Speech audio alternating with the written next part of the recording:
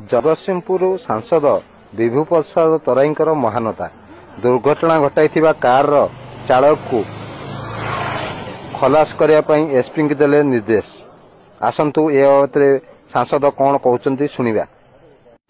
आउ गोटे गाड़ी द्रुत गति आसी एवं से गाड़ी ड्राइवर बेपरुआ गाड़ी चालना से जो मो गाड़ी पछरे पिटिला से गोटे कथा मु देखिली से पिलाटी अन्यमनस्क थिला किंबा बेपरुआ भाव में गाड़ी चालना करुला जो ये एक्सीडेंट कारण होती व्यक्तिगत भाव में कहार किसी क्षति न होते प्रकृत में सी जो मत पिटी थिबा गाड़ी एते जोर रे बाड़े तार दीटांग बेलून बाहरी जाइए।